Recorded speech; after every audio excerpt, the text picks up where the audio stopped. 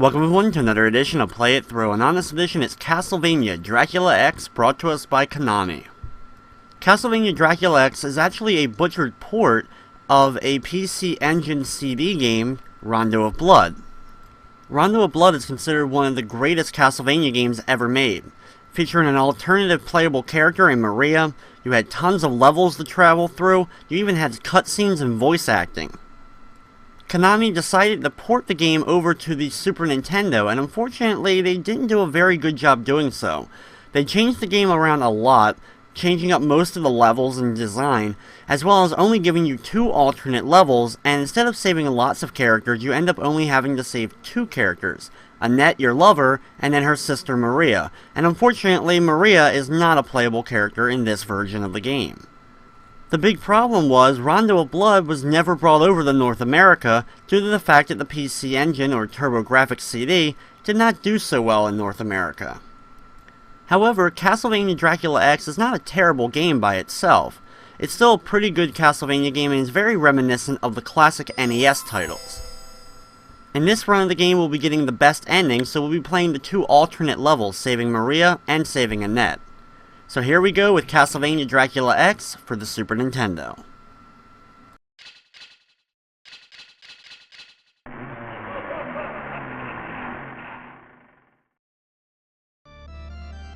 When you start up a new game, or you can continue with a password, you have the cool little map system that shows you pretty much the level you'll be traversing through, and that there's a boss at the end of the level.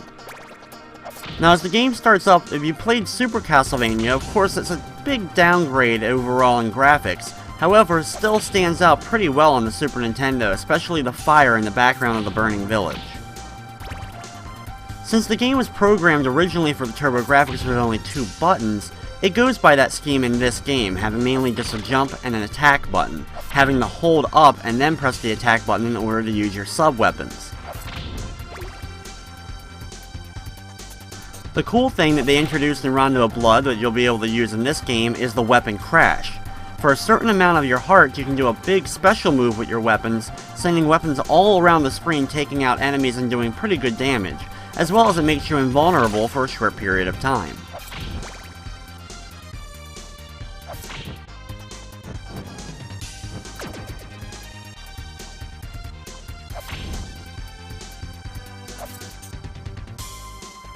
Be careful here because the platform will rotate when you jump on it, and you don't want to land on the spikes down below.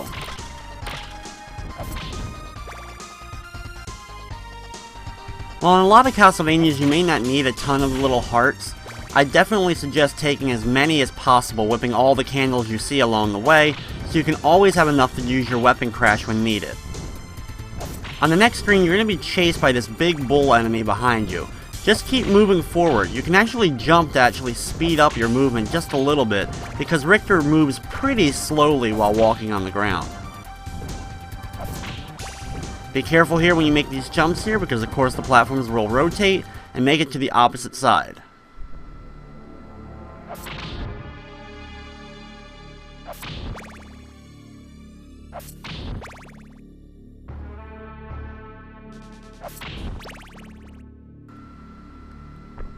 When you drop down here, it's going to be time for the first boss fight of the game against Cerberus.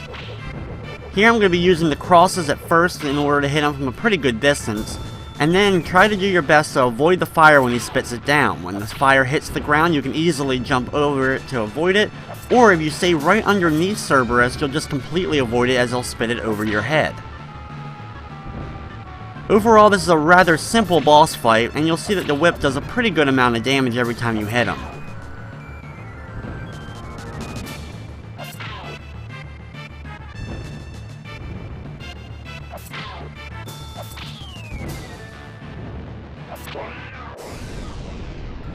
Once he's taken care of, collect the orb and move on to stage number 2.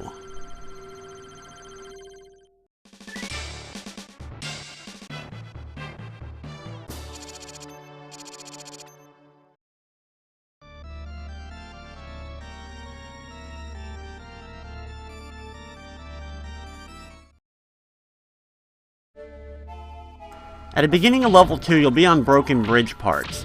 Move along them, but be careful of the fishmen that will jump up and try to hit you from below. Thankfully, they usually pop up right in front of you, so you'll be able to get a quick whip out and destroy them before you make your attempts over any pits.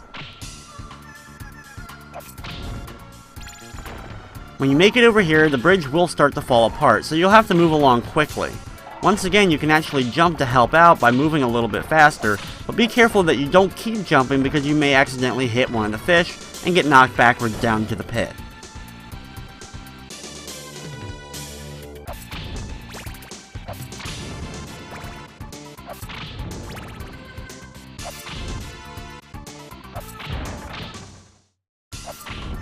Watch out for these stairs because there will be skeletons at the top of them throwing barrels down. They throw them pretty slowly, but if they get one out, you'll have to destroy the barrel or try to make a flip jump over it in order to avoid taking damage.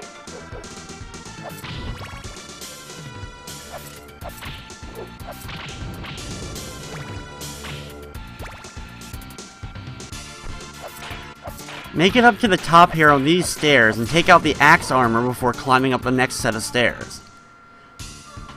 If walking forward and then doing a quick backwards walk and then hitting the jump button, you'll be able to do a backflip with Richter. It takes a little bit of practice to get used to, but by mastering this, you can actually take some shortcuts in levels. Of course, keep your distance from these guys using your whip in order to hit them or your sub-weapons, so that when they rotate the spear, they won't be able to hit you. The real thing, though, is you have to watch out for the ones above you that when they send the spear down below, they don't end up poking you in the head.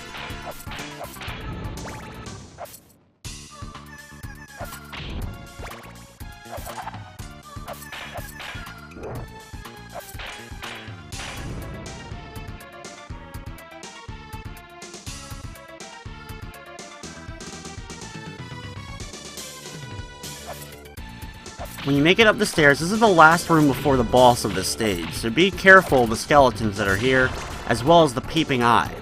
Hit the bottom of the stairs for a piece of meat so you can replenish all your health before going onto the screen with the boss. The boss for this level is a giant phantom bat. Start off by using your sub-weapon or your whip in order to hit him as he's moving in this arcing pattern. When he reforms, use a weapon crash as you'll be able to hit him even if he's at the bottom of the screen, slightly off screen. He'll then reform into all the little bats. Repeat the process, avoiding the arcing pattern and hitting as many of the bats as you can. When he reforms, use another weapon crash and then keep repeating the process until you drain all his health. Sometimes he'll be just slightly off screen and it'll be a little bit difficult to hit. That's why the weapon crashes definitely come in handy. However, once he's destroyed, you can grab the orb and move on to stage number 3.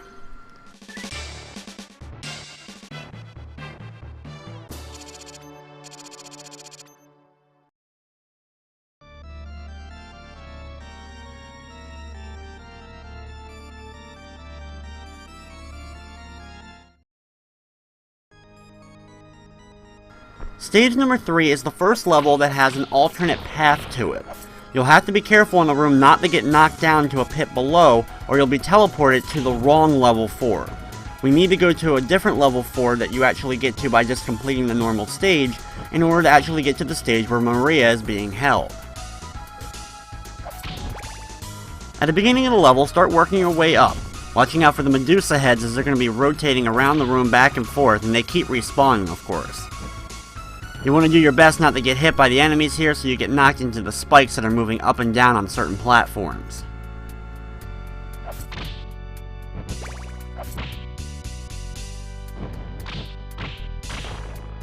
Take out any dragon pillar you can from a distance or from below before trying to make it to the actual platform they're located on. Of course, always watch out for rotating platforms before making it to the next screen. Over here, just like we did in the room before, watch out for the guys now below you trying to poke upwards into you.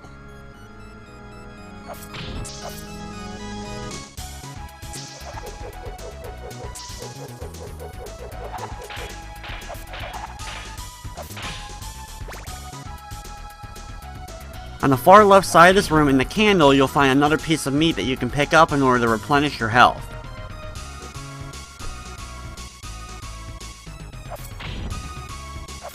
Down here, you'll find a jar that actually gives you brief invulnerability. However, it only lasts for a very short period of time, and since we're sitting here waiting for a platform to come our way, it isn't very useful. Be careful while on this platform that you duck under the spikes and take out the bats that keep coming at you.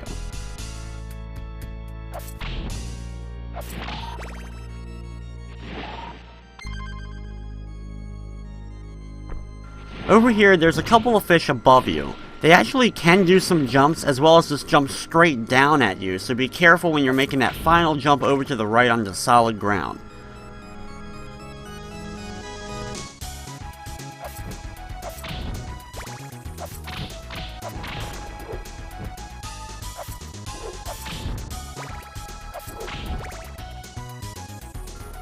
Climb these stairs, and if you actually destroy the wall over to the right, you can actually grab yourself a 1-up.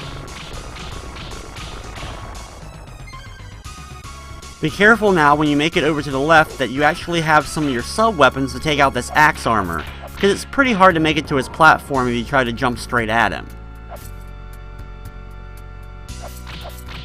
Take out another dragon pillar before moving on to the next screen.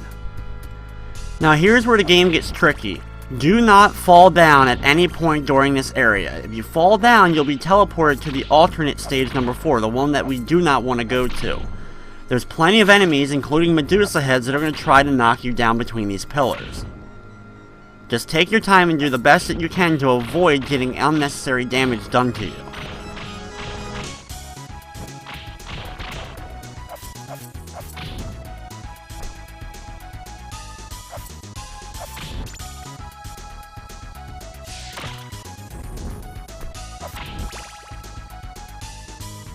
The worst areas are probably going to be these dragon pillars that you'll have to take out while also dealing with Medusas coming at you. Thankfully, this platform is big enough that you can stand right next to the dragon pillar, and even if they hit you with fire, you won't get knocked back into the pit.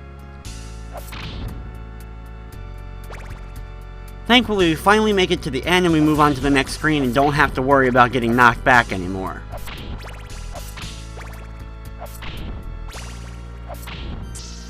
At the end of this row of candles is the key.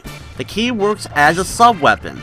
It actually is the most powerful sub-weapon, but it has a very, very short range, so it's almost impossible to use.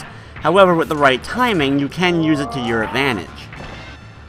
It really works pretty well against the Dullahan fight here. When you use it, you'll become invulnerable for a short period of time, as well as it doesn't cost you any hearts. We need the key in order to save Maria, as well as unlock the area for Annette. So use the key to your advantage by jumping over all the projectiles that Dullahan throws out at you, and when he summons all the rocks falling below you, use it again. Just keep whipping him when you're on the ground and you should be able to take him out pretty easily. There's also health on the far left side in case you get too damaged during the fight itself.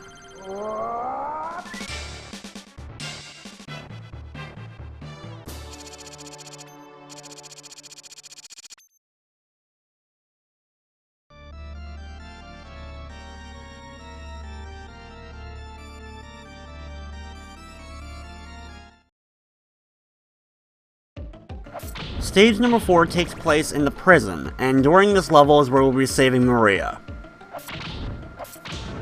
Be very careful though while traveling through that you don't accidentally grab another sub-weapon, and if you do grab one, be sure that you immediately pick up the key because it'll bounce out of you and still be flashing there on the ground.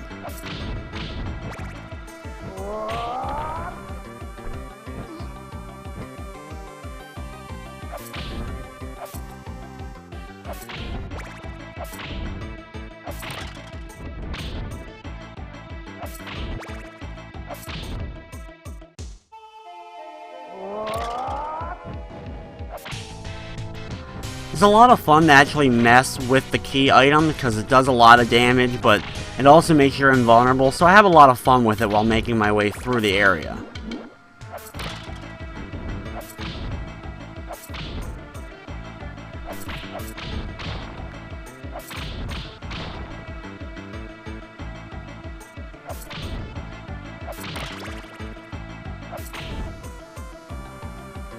Unfortunately though, with the key of course you won't have any distance weapons since you don't have another sub-weapon, so you'll have to be careful. Taking out this guy can be fun with the key because anytime he charges at you, you can just use the weapon crash in order to float over his head as he comes charging at you.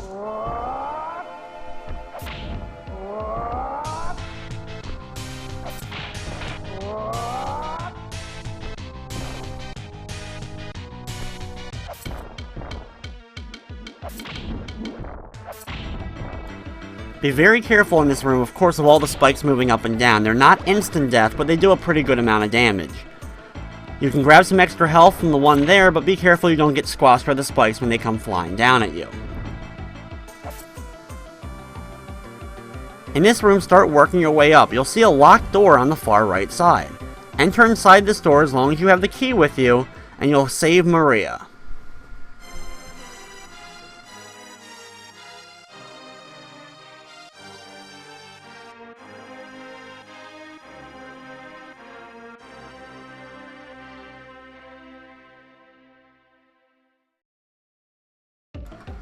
You'll notice that we still have the key in our possession because we need it in order to actually unlock the 5th level of the game, which is where Annette is. By completing the level normally, you'll actually skip the stage that Annette is located in.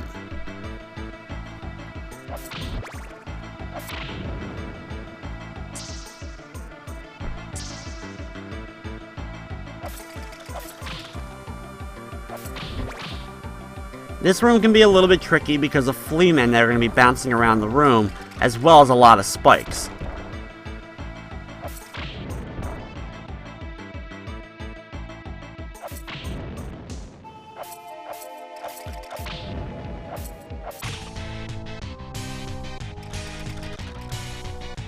In this room, instead of continuing over to the left, instead jump up here and use the key, and you'll be teleported to stage number 5.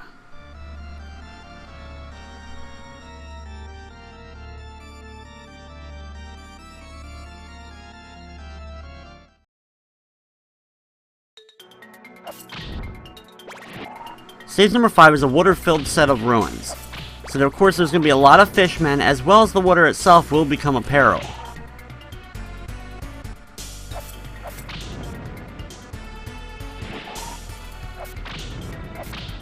Stay along the top path if you can during this area, and be sure to pick up a sub-weapon along the way since we no longer have the key item.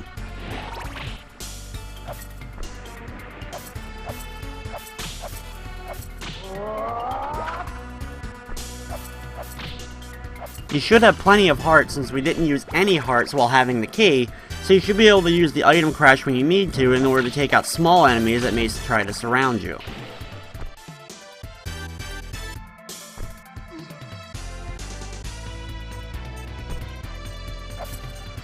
You'll make it to a moving platform down here. Be careful of the enemies that are going to be jumping up, as well as the blue skulls that form.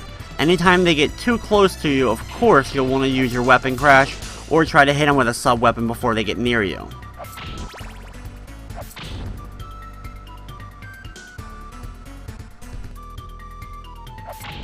This is one of the tougher rooms in the game because the water level will start to rise up and you'll have to quickly move through it in order to make your way up the platforms, taking out enemies along the way before the water builds up and ends up causing you to drown.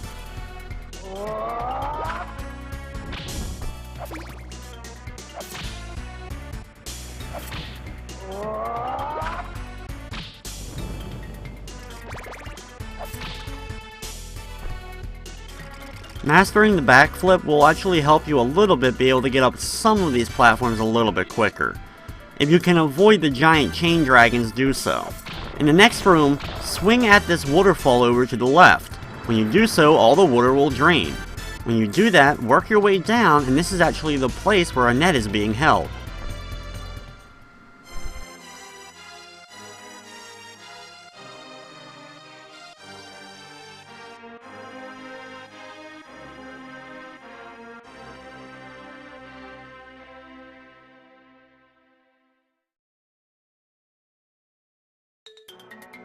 With both Maria and Annette saved, it's now time just to work through the last few levels and take out Dracula himself.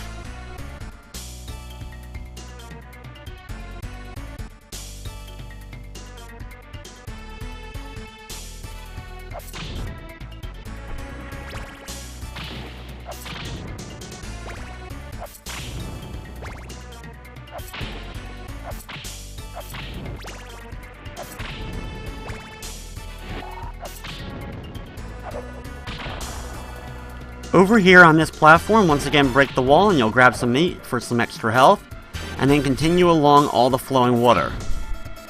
There are some raven-like enemies that will try to attack you. When these guys swoop down at you, try to do your best to either hit them right away, or use a weapon crash in order to take them out. One of my favorite weapon crashes in the game is definitely the one for the clock. Doing so, you'll have a force field around you for a period of time that can take out pretty much all enemies. The only problem with this, as you may have noticed, is I accidentally end up picking up the cross sub-weapon, but that ends up helping me during this boss fight. Use the cross weapon crash over and over again as this guy's moving around the platforms. Doing so, you'll drain all his health really fast and you won't even have to deal with him at all, and he'll be taken care of. Without that, you'll have to dodge in and out of all his swirling patterns around the platform and try to whip at his head anytime he actually gives you an opportunity to do so. Once he's defeated though, we can grab the orb and move on to stage number 6.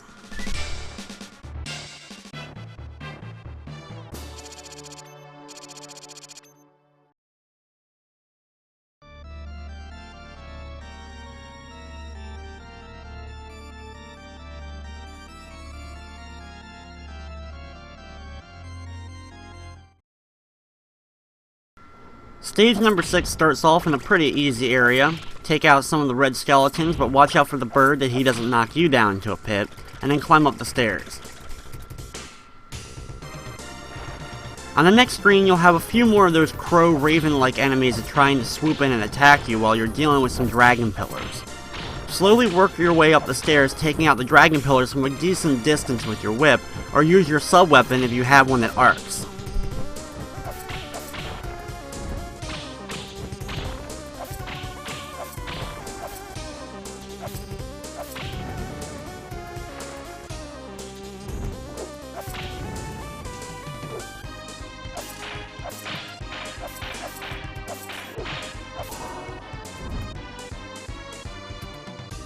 In this room, take a little bit of a shortcut by jumping up these platforms all the way to the top, and then doing a backflip over to the left platform, and you'll be able to move on to the next screen.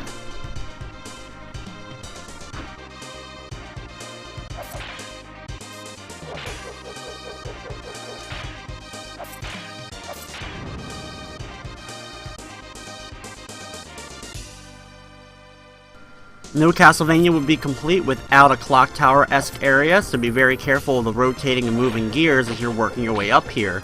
You'll have to step on the gear and then keep moving over to the left or right in order to avoid flying off of it. Stand near the bottom of these stairs and do short little jumps upwards as you'll be able to take out the enemy before actually going up the stairs.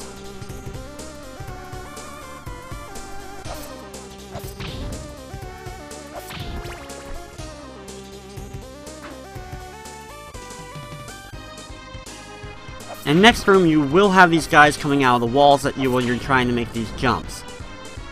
You don't want to accidentally take a fall down to the pit, and with the rotating gears moving so quickly at times, you may have a little bit of trouble making it through this room. When you make it over to the far right, you actually have to battle another one of those red axe armors. When he does the charge though, you can jump over them. You don't actually have to use a weapon crash in order to get over their head. I was just having fun with that in the earlier part of the game.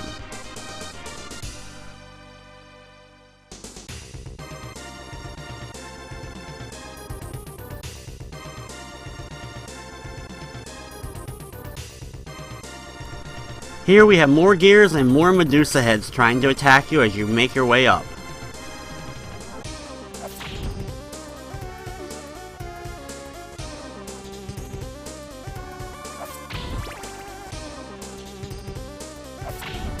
In the next room, break open the candles to grab some items if you need it, and break open this right wall in order to grab yourself another one up.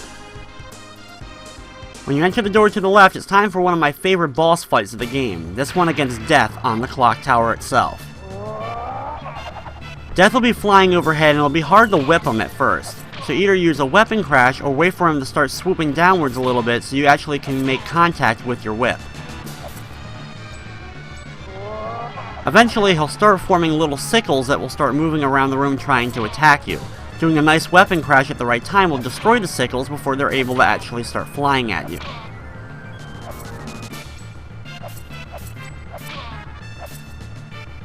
When you do enough damage to Death, he'll actually go to his second form.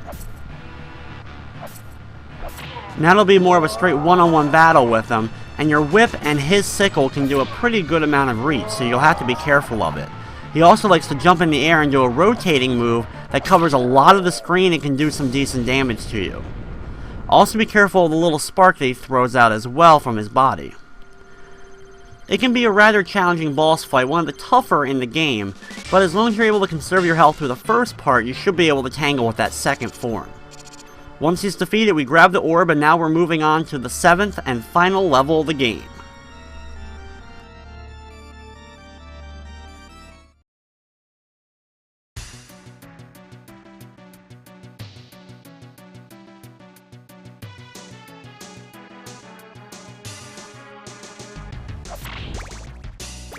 In the first room of Dracula's castle, there's a few easy zombies to tangle with. When you make it to the next screen, though, there's a giant tower of bone dragons, so be sure to take out all of them.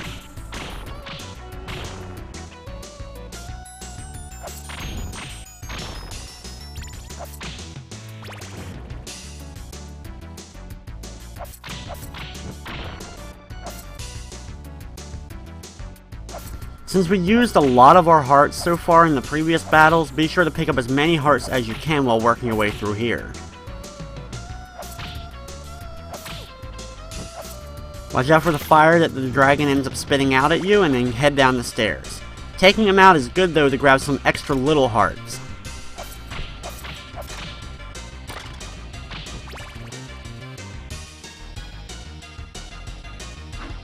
In the next room, the platforms will be rising up and down. You'll have to make it into the little coves on the left and right side every time you go up with one platform, and then wait for the next one to come down so you can jump on that one. Grab some hearts along the way, and watch out for the guys with the spears as well as the Medusa heads.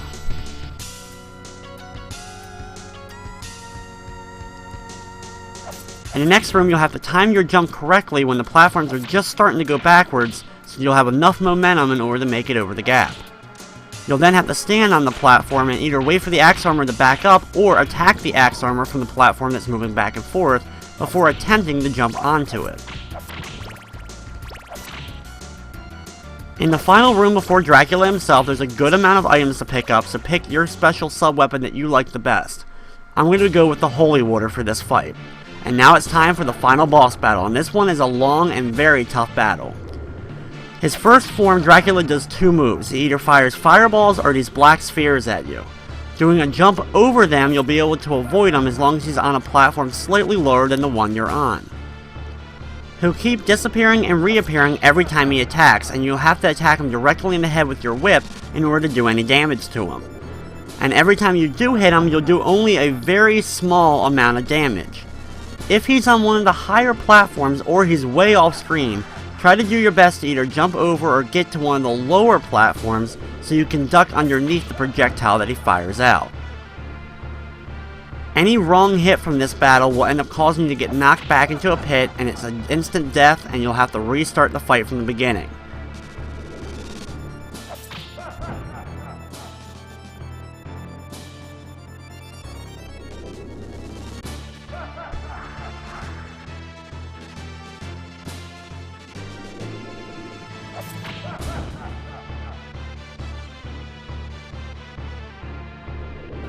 Once you get the simple pattern down of his two moves and how to really jump over both of them, it's not too bad, but it takes a lot of time, and since one simple little mistake can cause you to lose a life and start over again, this ends up being a pretty good test to your nerves and how well you can handle things under pressure.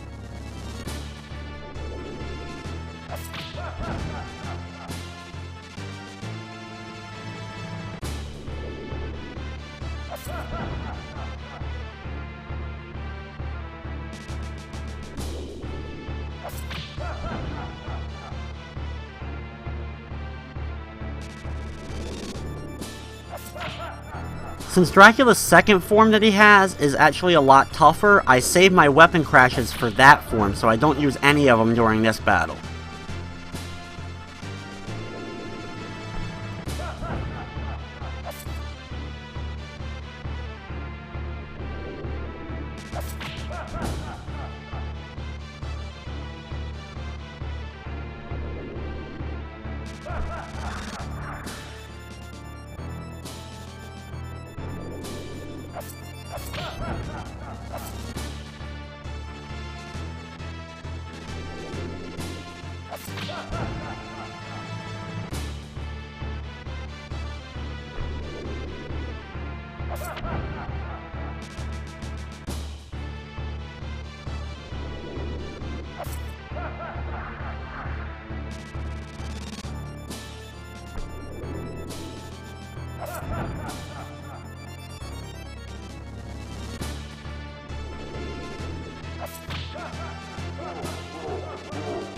After what seems like forever, his health will finally be drained and you'll move on to the second form of Dracula.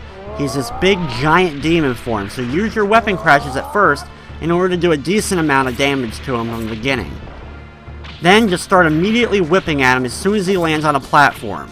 If you're standing right next to him, be sure to be as close to the edge of the platform nearest to him as you can, so that if he does end up hitting you with the projectile, it won't knock you down into the pit below. There's a lot of projectiles to dodge, and if you took a lot of damage during the first form, this can be really tough. However, his health drains a lot quicker during this fight since you can whip him a lot more. Once you defeat this form though, you can sit back and enjoy the ending, the Castlevania Dracula X.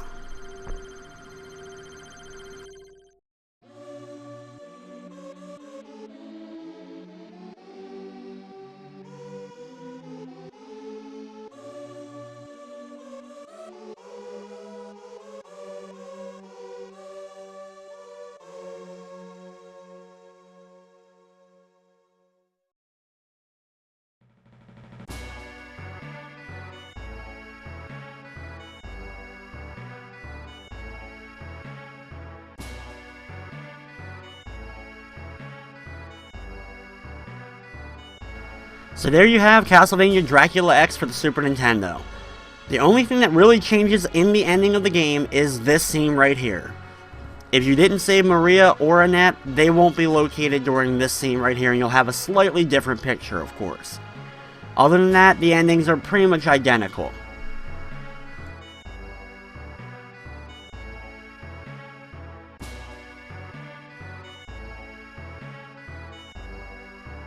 It would take a long time, but North America would finally get a chance to play Rondo of Blood. If you had the PSP, you were able to get the Castlevania Dracula X Chronicles, which was a 2.5D remake of Rondo of Blood. However, it also included the original PC Engine CD version of the game, as well as its sequel or spiritual successor in Symphony of the Night. The Symphony of the Night port ends up also being very well done because it also included Maria as a playable character for the game. They'd also make Rondo of Blood available on the Nintendo Wii Virtual Console, so there's now a couple of ways to get a hold of the original Rondo of Blood. And I think most people would agree, after playing those versions of the game and then coming back to Dracula X, you can see why this is an inferior port overall. While I do have some pretty good memories of Castlevania Dracula X, it is definitely not one of my favorite Castlevania games, and not one of the ones I consistently like to go back to and replay over and over again. At the end, we have a produced by Konami screen, and then it goes back to the title screen, and you can start the game all over again. But with that, that's going to wrap up this edition of Play It Through. I'd like to thank you for watching, and of course, I hope you enjoyed.